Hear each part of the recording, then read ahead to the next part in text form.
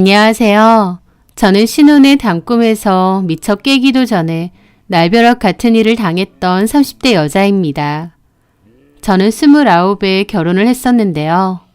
소개를 받은 후 딱 6개월 연애하고 결혼에 골인했었습니다. 주변에선 걱정이 많았죠. 너무 짧게 만나고 결혼하는 거 아니냐. 사람은 최소한 1년은 겪어봐야 되는 거다라고요. 저도 제가 누군가를 6개월 만나고 결혼까지 할 줄은 몰랐습니다. 왜냐면 저도 그 전에 2번 연애를 했었는데 한 번 만나면 연애 기간이 2, 3년 정도는 될 정도로 그렇게 짧게 만난 적은 없거든요. 그런데 왜 6개월 만에 결혼했냐면 서로에 대한 확신이 있다고 생각했습니다. 그 남자 저는 아는 지인의 소개로 만나게 되었는데 첫 만남부터 너무 죽이 잘 맞았어요. 커피 취향도 비슷하고 대화를 해보니 취미도 비슷하고 생각이나 가치관도 비슷하고 꼭 또 다른 저를 만나는 기분이 들었다고나 할까요? 그 남자 소개팅을 했던 날이 12월 31일이었어요. 공교롭게 한 해의 마지막 날이었던 거죠. 그 남자 저는 낮에 만나서 그날 같이 밥도 먹고 맥주집에 가서 맥주도 마시며 내내 이야기를 나눴습니다. 시간 가는 줄 모를 정도로 너무 재밌고 대화가 잘 통했는데 맥주집 TV에서는 제야의 종이 치는 게 나오더라고요. 그 남자와 저는 새해를 함께 맞이하게 된 거죠. 카운트다운을 함께 했고 새해를 함께 축하했습니다. 그리고 그 남자는 저에게 그랬어요. 미연 씨, 나랑 사귈까요? 라고요. 새해가 시작되었다 보니 가뜩이나 들뜨고 설레는 기분이었는데 그 남자의 말은 제 가슴을 더욱 뛰게 만들었죠. 저는 웃으며 좋다고 했고 그렇게 그 남자 저는 만난 지 하루 만에 연인 사이가 되었습니다. 그 남자 저는 6개월간 연애를 했는데요. 일주일에 5회 이상은 본 것 같아요. 그 남자는 회사 퇴근하고 나면 꼭 저희 집 쪽으로 왔고 같이 가볍게 산책을 하다가 헤어진 적도 있고 커피 한 잔을 한 적도 있었습니다. 어쩔 땐 심야 영화를 보러 가기도 했고 헤어질 땐 아쉬워서 집 앞에서 30분 넘게 대화만 한 적도 있었어요. 서로 너무 좋아했고 헤어지고 싶지 않았습니다. 저는 결혼이라도 빨리 해서 같이 붙어 있고 싶었고 그 남자도 마찬가지라고 했어요. 결국 저희는 4개월에 결혼 이야기가 오갔고 준비 끝에 6개월에 결혼까지 하게 되었습니다. 결혼할 인연은 따로 있다더니 그게 이런 거구나 싶었습니다. 나름 저는 저 스스로를 신중한 성격이라고 생각했는데 이렇게 후다닥 결혼을 하게 되었으니까요. 저는 코딩 관련 프로그래머 일을 하는데요. 회사는 일주일에 3번 정도 출근을 하고 나머지는 재택 근무를 합니다. 남편은 비교적 자유로운 제 회사 생활을 많이 부러워하더라고요. 그도 그럴 것이 남편네 회사는 일도 많고 야근도 많다고 했거든요. 남편은 연애 때도 회사 일이 힘들고 피곤하다는 소리를 자주 했고 이직을 준비하겠다는 소리도 곧잘 했어요. 물론 말만 그렇게 하고 딱히 이직을 열심히 준비하는 것 같지는 않았지만요. 결혼하고 나서도 연애할 때처럼 알콩달콩 잘 지냈습니다. 그러던 어느 날 남편은 자기 팀의 박 과장님이라는 분의 집들이에 같이 가자고 하더라고요. 남편 회사에서 친하게 지내는 과장님인데 마침 저희 동네 쪽으로 이사를 왔다고 하는 겁니다. 저는 알겠다고 했고 약속된 날짜에 집들이로 놀러 갔어요. 저와 남편만 간 건 아니고 부부 동반으로 다른 팀원분들도 다 오셨죠. 박 과장님이 이사한 집은 저희 아파트에서도 10분 정도밖에 안 걸릴 정도로 가깝더라고요. 그렇게 식사를 하며 이런저런 대화를 하는데 박 과장님네는 6살 정도 된 아들이 있거든요. 그런데 남편이 그 아이와 엄청 잘 놀아주는 겁니다. 그 모습을 보고 박 과장님 사모님이 어머, 김대리님, 우리 아들이랑 너무 잘 놀아주신다. 미연씨, 얼른 아이 가져요. 김대리님, 너무 좋은 아빠 될 것 같아. 라고 하시더라고요. 그래서 저는 어색하게 웃었습니다. 결혼한 지 한 1년 되지 않았어? 이제 슬슬 아이 준비해야 되지 않아요? 아, 그렇죠 뭐. 생기면 낳아야죠. 적극적으로 가지려고 노력하지는 않는구나? 네, 뭐 저나 남편이나. 그래요? 보니까 김대리님도 엄청 좋은 아빠 될 것 같은데 왜 그렇지? 그러시더라고요. 저도 그 얘기를 듣고 보니 남편이 아이랑 참 잘 놀아주었고 그 모습이 보기 좋았습니다. 남편과 제가 아이 없이 살기로 한 딩크 부부냐고요? 그렇지는 않았습니다. 아이가 생기면 낳자고 했어요. 하지만 또 한편으론 저나 남편이나 그리 적극적으로 아이를 가지려고 노력한 건 아닙니다. 저는 아이가 자연적으로 생기면 감사하게 낳겠지만 시험관 시술까지 하면서 갖고 싶지는 않다는 주의였어요. 남편도 그러한 생각에 동의했고요. 아이가 꼭 갖고 싶은 부부라면 이런저런 방법을 강구해 보겠지만 저와 남편은 그렇지는 않았던 겁니다. 생기면 낳고 아니면 말고 정도였으니까요. 저는 남편에게 시부모님이 이런 걸 이해해 주실까 물어본 적도 있는데 남편은 되려 우리 부모님 쿨하셔. 너네 가정일은 너네가 알아서 하라는 주의니까 신경 안 쓰실 거야. 라고 해줬거든요. 그래서 저도 임신에 대한 별다른 부담이 없었고요. 그런데 그날 박 과장님네 아들하고 잘 놀아주는 모습을 보고는 사실 남편은 아이가 갖고 싶은 걸까 싶기도 했습니다. 그래서 돌아오는 길에 물어봤어요. 자기야, 아까 박 과장님 아들하고 너무 잘 놀아주던데 자기도 혹시 아이 갖고 싶어? 그런데 남편은 너털 웃음을 짓더라고요. 놀아주는 거야 그냥 좀 놀아준 거지. 우리는 아이 생기면 낳고 안 생기면 말기로 했잖아. 그렇긴 하지. 근데 가만 생각해보면 우리도 딱히 피임을 열심히 하는 건 아닌데 아이가 잘 안 생기긴 한다. 요즘은 환경적인 문제도 많아서 그런지 자연임신이 잘 안 된다곤 하더라고. 만약 그렇다고 해도 뭐 어때? 우리는 그냥 우리끼리 이렇게 잘 살면 되지. 그렇지 뭐. 그래서 저도 대수롭지 않게 생각했습니다. 보통의 남자들은 본인 자식을 갖고 싶어 한다던데 저희 남편은 예외구나 생각했죠. 자연스럽게 생기면 낳고 아니면 말자라는 생각은 여전했습니다. 그러던 어느 날이었습니다. 남편은 그맘때 야근이 부쩍 잦아졌어요. 요즘 회사 일이 너무 많다고 했는데 밤늦게 오는 남편이 너무 안쓰러웠죠. 그렇게 일이 많은데 사람은 좀 더 안 뽑느냐 물었더니 그런 게 어딨느냐며 요즘 같은 때에는 안 잘리고 다니는 것만도 다행이라고 하더라고요. 야근이 잦은 남편을 보니 얼마나 힘들까 싶어 마음이 안 좋았습니다. 저도 일을 하긴 하지만 집에서 일을 하는 거다 보니 상대적으로 스트레스는 덜했거든요. 그리고 저도 과거에는 회사 생활을 했었다 보니 회사 다니고 사회생활 하는 게 얼마나 힘든지 잘 알고요. 그래서 저는 그저 남편의 건강이 너무 상하지 않게 챙기는 수밖에 없었어요. 좋다 하는 영양제도 열심히 먹이고 주말이면 남편이 푹 쉴 수 있게 일부러 남편이 일어나기 전까진 깨우지도 않았습니다. 남편은 어쩔 땐 낮 12시가 될 때까지도 자는 경우가 많았죠. 저는 주말에라도 푹 자고 피로를 풀라고 했고 식사도 남편이 좋아하는 음식 위주로 많이 먹였어요.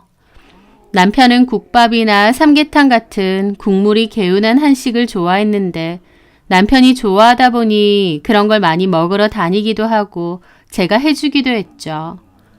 야근한다고 피곤하고 안쓰러운 남편을 위해 제 나름대로는 내조를 한 거였습니다. 그러던 어느 날이었습니다. 8시가 다 되어가는 시간이었고 남편에게 전화를 해보니 지금 10분 정도면 도착한다고 하더라고요. 저는 남편을 위해 일부러 목욕물을 받았습니다. 남편은 탕목욕을 즐기는 편이었기에 따뜻하게 피로를 좀 식히라고요. 잠시 후 남편이 도착했습니다. 따뜻하게 탕목욕 좀 해. 물 받고 있으니까. 어우, 잘 됐네. 가뜩이나 좀 뻐근했는데. 한 10분 정도만 더 받으면 될 것 같으니까 기다려. 그렇게 저는 욕실 안에서 물 온도를 맞추고 있었습니다. 그런데 잠시 후 화장실에서 나와 보니 남편이 심각한 얼굴로 폰을 보고 있는 거예요. 이제 목욕해도 될 것 같은데? 자기야, 목욕물 받아준 건 고마운데 나 다시 회사 좀 가봐야 될 것 같아. 어? 지금 이 시간에? 저는 깜짝 놀랐습니다. 8시가 넘었고 이미 퇴근을 했는데 다시 회사로 가야 된다는 거예요. 회사는 차로 20분 정도는 가야 되는 위치인데 말이죠. 왜? 무슨 일 있어? 내일 아침까지 내야 되는 서류가 있는데 문제가 좀 있다고. 누가 연락 온 건데? 박 과장님이. 박 과장님이라면 전에 우리가 집들이 갔던 그 과장님? 어머, 정말? 그럼 그분도 아직까지 회사에 있어? 야근할 때는 다들 늦게 있지. 하여튼 나 좀 갔다 올게. 알았어. 그렇게 남편은 옷도 채 못 갈아입고 목욕물에 발도 못 담근 채 회사로 돌아가야 했습니다. 속상하다 못해 화도 나더라고요. 그 회사는 사람을 이렇게까지 부려먹나 싶고요. 저는 그날 늦게까지 남편을 기다리다가 먼저 잠이 들었습니다. 저희 아파트는 차 입출차가 되면 폰으로 기록이 항상 날아오거든요. 다음날 일어나서 폰을 보니 남편은 무려 새벽 1시에 집에 돌아왔더라고요. 세상에, 어제 1시에 온 거야? 자지도 못하고 어째. 그럼 어제 그 시간까지 박 과장님하고 있었던 거야? 그렇지 뭐. 그 과장님도 너무 힘들겠다. 애기도 있던데. 애기가 아빠 얼굴 보기도 힘들겠어. 요즘 좀 그래. 하여튼 난 출근할게. 고생하고 영양제 가방 안에 넣어놨으니까 가서도 먹고. 몇 시간 자지도 못하고 또 회사를 가야 되는구나 싶어서 너무 안쓰러웠죠. 그런데 그 일이 있고 며칠 후였습니다. 저는 동네 마트에 갔다가 우연히 박 과장님 사모님이랑 마주치게 되었어요. 같은 동네인데다 큰 마트가 하나다 보니 우연히 마주친 거였죠. 어머, 안녕하세요. 어머, 안녕하세요, 미연 씨. 장 보러 오셨나 봐요. 예, 애들 먹을 거 하고. 요즘 과장님도 야근이 너무 많으시죠? 그래서 좀 너무한 것 같아요. 그런데 제 말에 사모님은 조금 의아한 표정을 짓더라고요. 야근? 요즘요? 오히려 요즘은 좀 덜하지 않아요? 그 말에 저는 좀 어리둥절하더라고요. 에이, 무슨요. 요즘 야근 되게 많이 하지 않나? 저번 주 목요일이요. 그때 박 과장님도 새벽까지 야근하지 않으셨어요? 그 말에 그 사모님은 의아한 표정을 짓더니 폰을 확인하더라고요. 그러더니 아닌데?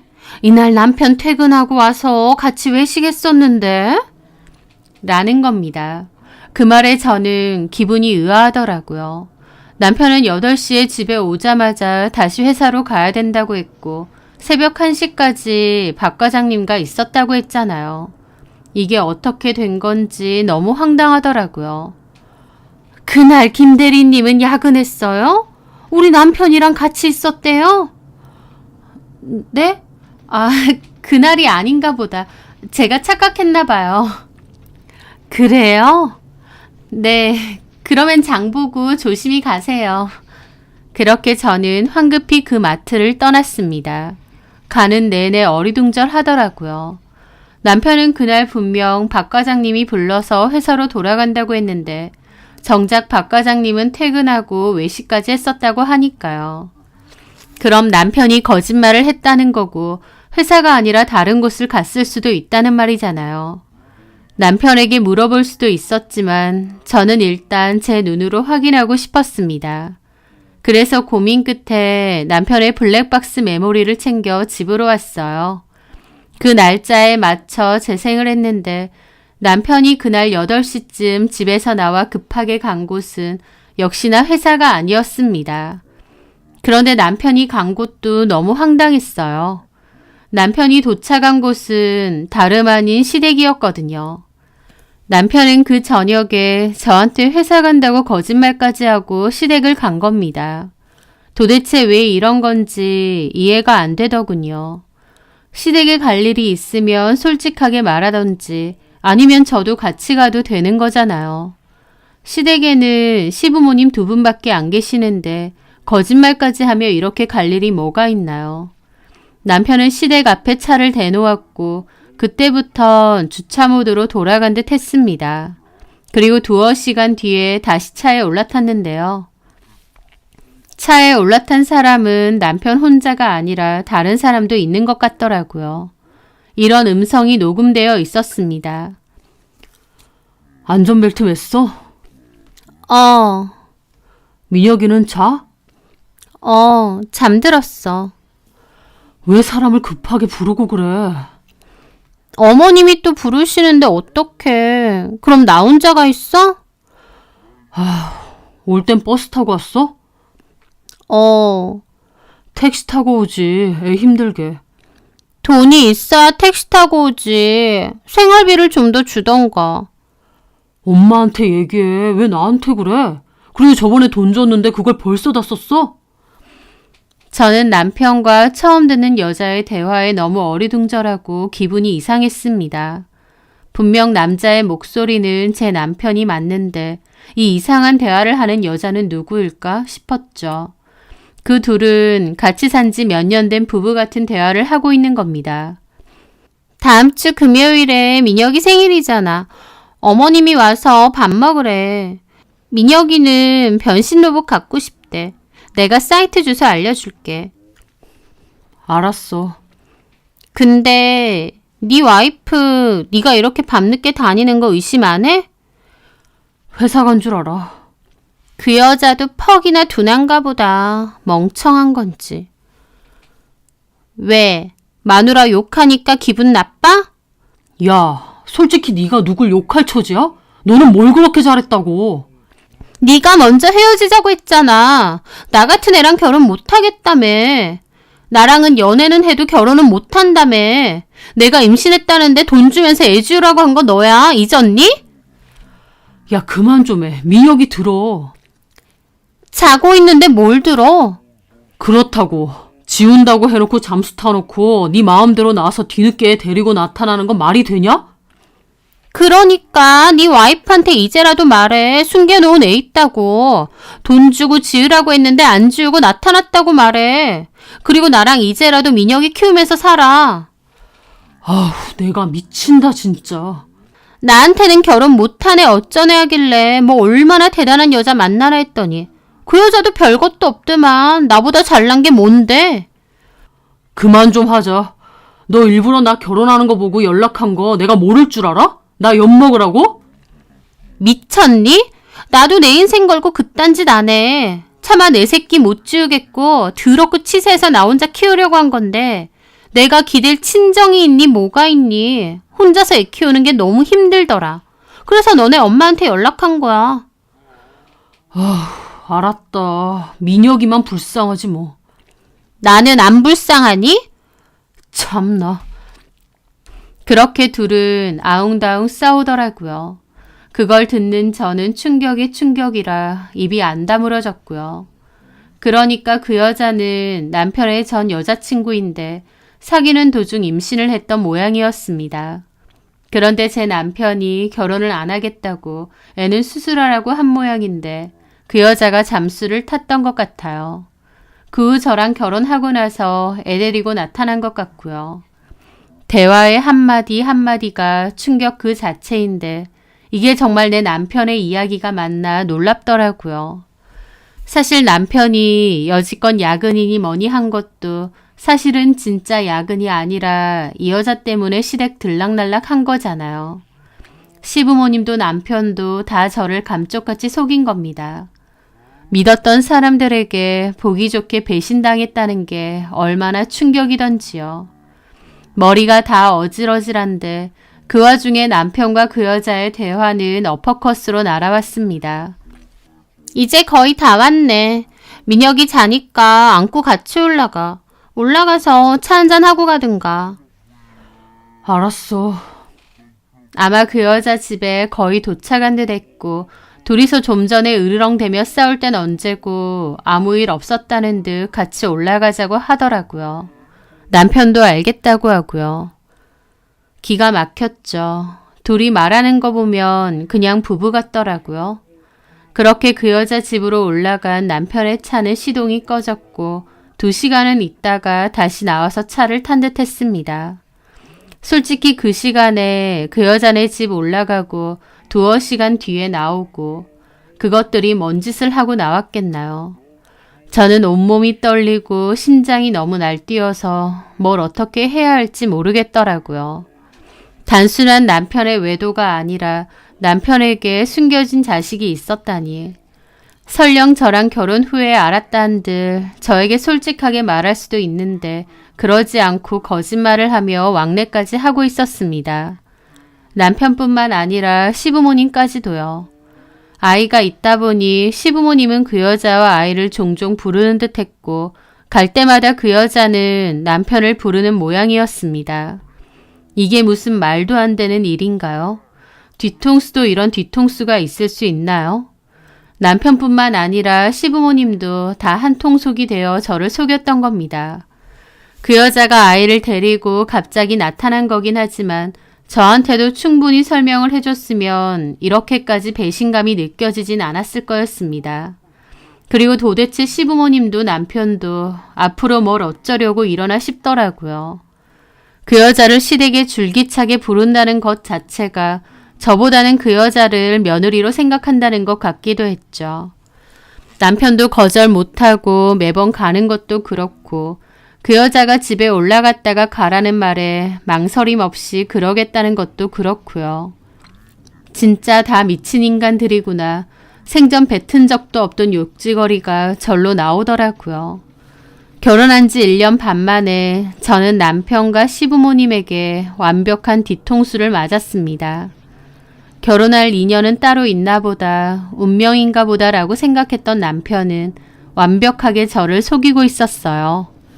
저는 그것도 모르고 야근하는 남편 안쓰럽다고 신경 쓰고 안타까워하고 저 속이고 자식까지 숨겨둔 인간을 안쓰러워하고 있던 꼴이라니 속에서 천불이 올라오더라고요. 저는 당장이라도 남편과 시부모님께 따지고 싶었습니다.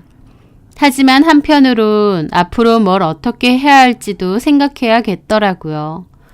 이런 상황에서 남편이랑 계속 사는 건 말이 안 되는데 남편이 너무 밉고 증오스러운데 그 와중에 남편에 대한 정이 떨어지지 않으니 미치겠는 겁니다.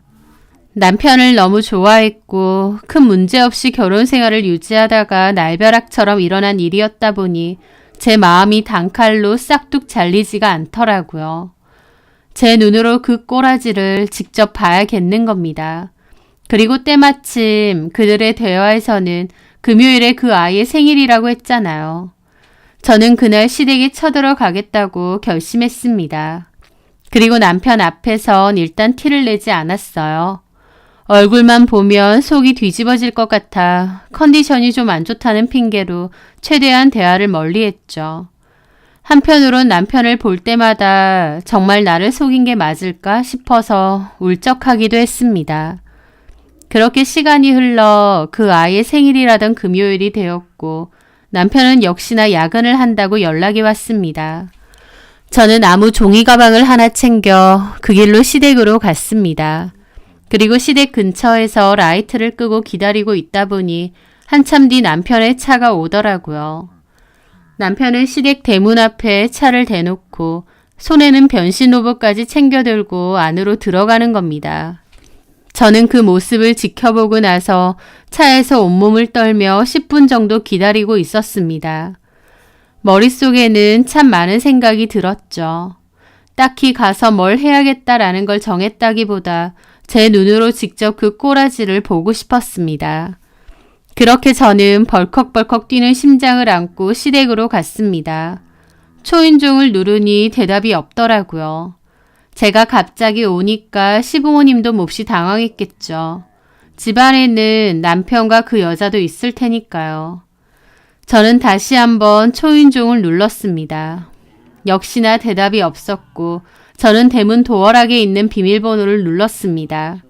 전에 어머님이 집에 없을 때 누르고 들어가 있으라고 알려주신 적이 있었는데 남편의 생일이라서 기억하고 있거든요.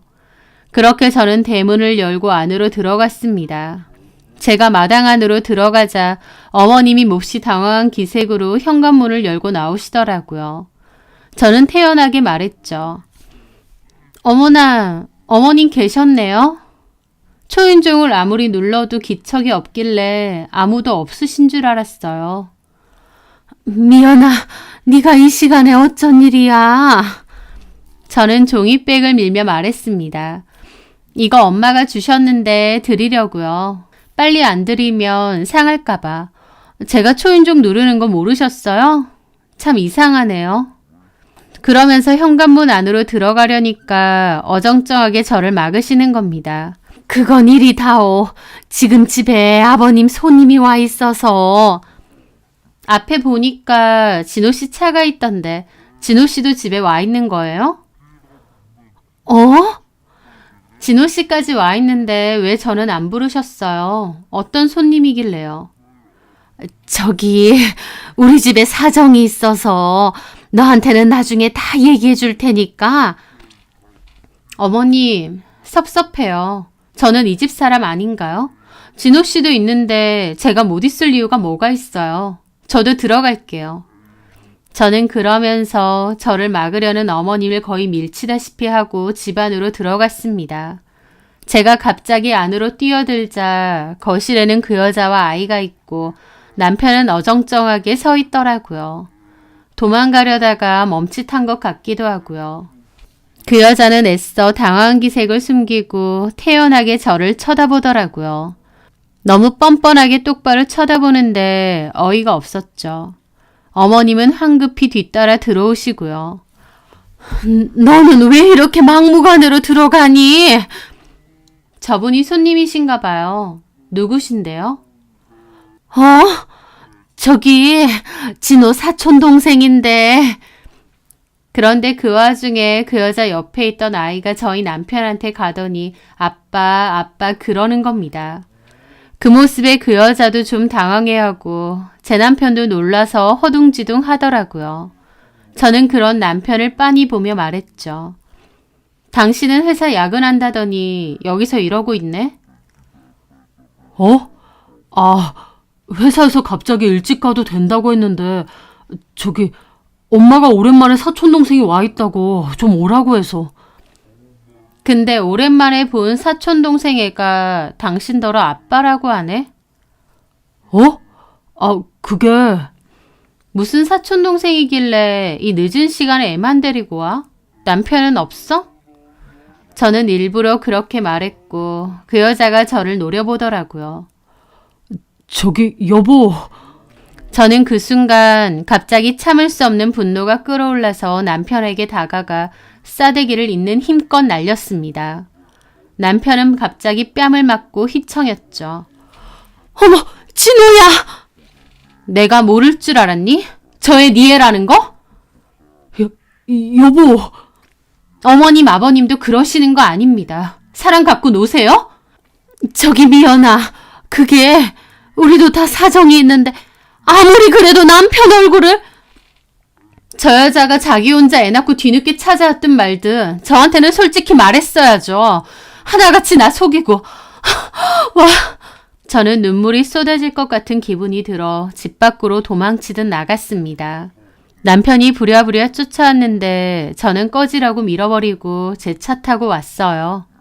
제 눈으로 직접 봐야 믿을 수 있을 것 같았는데 직접 보니 가슴이 갈갈이 찢어질 것 같더라고요. 그날 집에 와서 펑펑 울고 있는데 남편이 오더니 무릎 꿇고 비는 겁니다. 걘 헤어진 전 여자친구야. 사치도 너무 심하고 개념도 없고 생각도 없고. 제가 사귀는 동안 내 카드로 카드론까지 땡겨서 나 빚까지 생길 뻔했었어. 만나면서도 이건 아니다 싶어서 헤어지자고 했는데 갑자기 내 애를 임신했대. 나는 솔직히 믿기지도 않았고 걔가 나 잡으려고 쇼하는 줄 알았어. 그래서 나는 너랑 결혼할 생각도 없고 아이 낳을 생각은 더더욱 없으니 설령 그 말이 사실이라면 지우라고 하고 돈까지 지워줬어. 근데 그 후로 잠수 탔다가 갑자기 몇 달 전에 내 애랍시고 민혁이 데리고 엄마 아빠 앞에 나타난 거야. 엄마가 친자검사도 해봤다는데 민혁이 내 애 맞대. 그러니 어떡해. 엄마 아빠 입장에선 그래도 손주인 셈이니 저버릴 순 없고. 그래서 양육비 명목으로 생활비 좀 지원해주면서 지내고 있는데 제가 정신 못 차리고 애 밥도 제대로 안 먹이고 양육비 다 써버리고 그러고 살더라고. 그래서 어쩔 수 없이 우리 엄마가 저녁에 쟤랑 민혁이 한 번씩 불러다가 밥 해먹이고 반찬해주고 그랬거든. 하여튼 자기 속인 건 미안한데 나도 어쩔 수 없는 사정이 있었어. 하면서 눈물로 사정을 하는 겁니다. 남편 꼴도 보기 싫고 뭐라고 하든 제대로 들리지도 않았어요. 어쨌든 나한테 거짓말하면서 뒤로 저 여자 만난 거고 따로 네 애도 있었던 거 아니냐. 저 여자 집에도 드나든 거 내가 다 안다고 그랬습니다. 남편은 집에 가봤자 진짜 그냥 차만 마시고 민혁이 얘기만 했다면서 자기를 믿어달라는 헛소리를 하더라고요. 그래서? 그럼 앞으로 뭐 어쩔 건데? 계속 이렇게 산다고? 나도 애 핑계로 쟤랑 계속 보고 싶지도 않아. 진짜 생각만 해도 지긋지긋하던데 민혁이 때문에 어쩔 수가 없어. 당신까지 이렇게 다 안 이상 그냥 양육비만 좀 지워주고 더 이상 왕래 안 할게. 나한텐 당신이 더 중요해. 당신하고 내 사이에 신뢰가 깨졌는데 어떻게 우리 부부 사이가 더 유지될 수 있겠어? 여보, 제발 이혼만은 말아줘. 내가 잘못했어. 저는 남편에게 마음은 당장 이혼하고 싶은데 일단은 시간을 좀 두자고 했습니다. 남편도 미안하다며 저랑 헤어지고 싶지 않으니 최대한 잘 생각해달라고 부탁하고 또 부탁하더라고요. 그 후부터 저는 잠도 제대로 못 자고 밥도 못 먹고 고민을 했습니다. 머리로는 당연히 이혼이죠. 하지만 그게 쉽지가 않더라고요. 또 한편으론 나를 속인 건 너무 괘씸하지만 상황이 어쩔 수 없지 않았을까 애써 이해해보려 하기도 했습니다. 결혼하고 나서 그 여자가 갑자기 애 데리고 찾아온 거고 남편도 시부모님도 애를 모른 채 하긴 힘들었을 겁니다. 이걸 용서해주면 내가 바보 되는 건지 내가 이혼해주는 게 그 여자랑 남편에게 오히려 좋은 거 아닌지 내가 뭘 어떻게 해야 하는 건지 너무 혼란스럽고 힘들더라고요. 그러면서 일주일 만에 살이 3kg나 빠졌습니다. 사실 당장 이혼을 결심했으면 그렇게 고민할 일도 없었을 겁니다. 어리석게도 남편을 여전히 좋아하는 마음이 있다 보니 마음이 단칼에 안 잘리더라고요. 그래서 남편 말대로 양육비를 주고 넘어가 줄까 싶은 마음도 들었는데 여전히 의심스러운 마음이 들어 남편의 핸드폰을 훔쳐보게 되었습니다. 그리고 제 정신이 번쩍 들었죠. 남편은 제 앞에서는 한 번만 봐달라고 했지만 정작 어머님과의 대화를 보니 그렇지도 않았어요. 미연이는 아직도 그러고 있니? 네.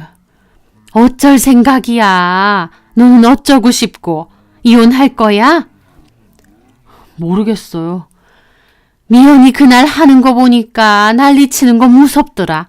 이혼 안 한다고 해도 너 잡혀 살겠어. 그렇겠죠. 차라리 이혼하고 선혜랑 그냥 살아. 민혁이도 있으니까. 민혁이 어쩔 거야? 나도 솔직히 그래야 되나 싶기도 해요. 선혜는 모르겠고 민혁이는 계속 걸려요. 자식이라는 게 원래 그렇다. 미연이랑 이혼 안 해도 너 평생 책 잡혀 산다. 그러지 말고 그냥 얘기 잘해서 이혼해. 이혼하고 선혜랑 결혼하고 민혁이 키우며 살아. 그러는 게 낫겠죠? 라는 대화를 한 겁니다.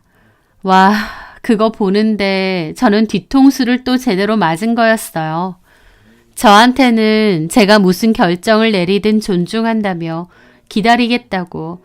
다만 자기를 용서해주는 쪽으로 최대한 생각해달라고 할 땐 언제고 뒤에선 어머님이랑 이런 대화를 한 거예요.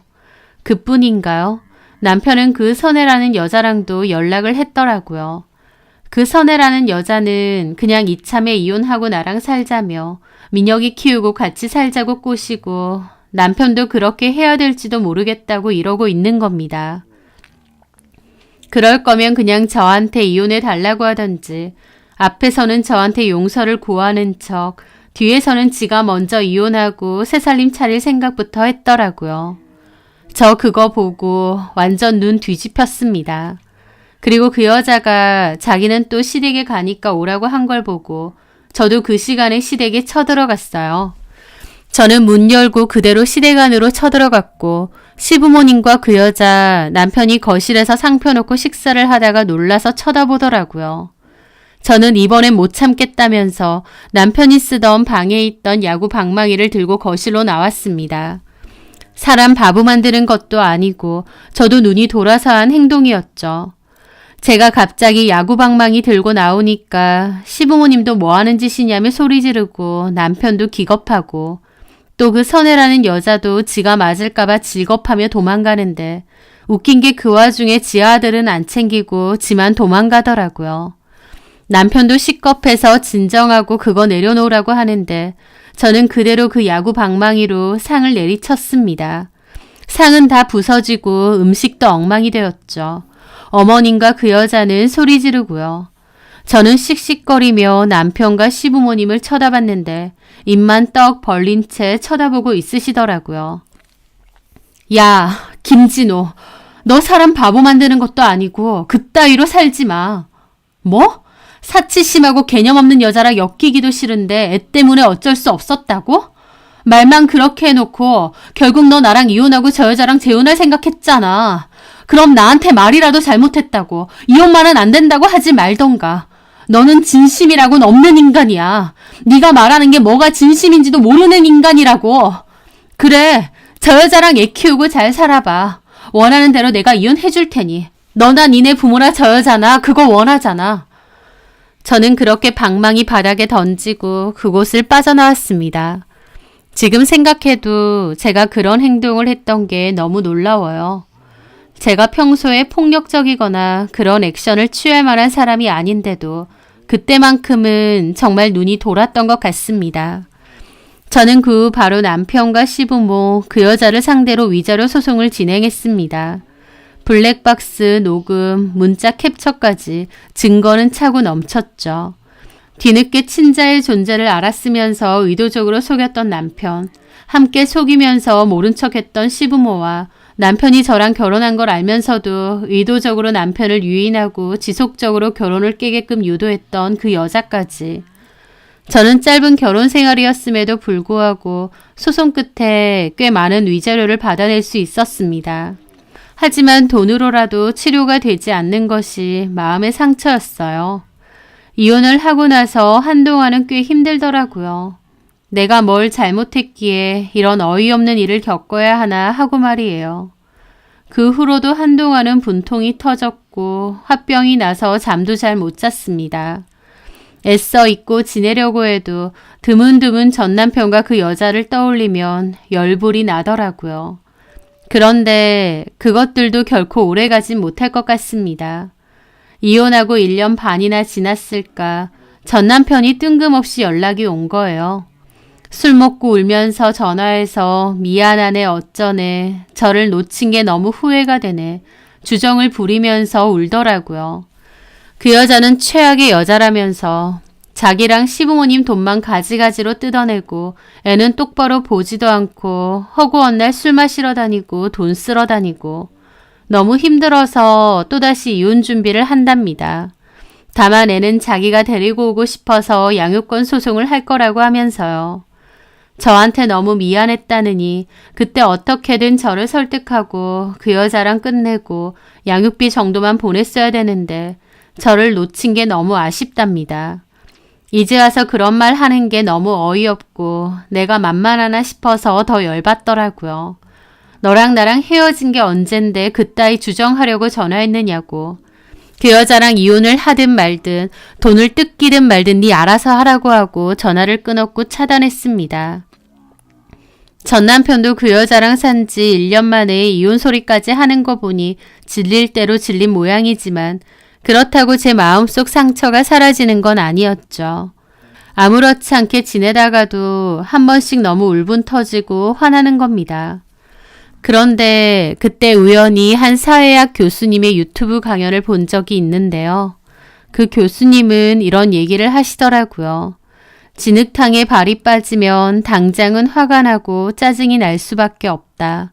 하지만 그 발을 서둘러 진흙탕에서 빼고 더러워진 신발을 닦고 그곳을 벗어나는 사람이 있는가 하면 진흙탕에 발이 빠진 채로 나는 왜 이렇게 재수가 없을까?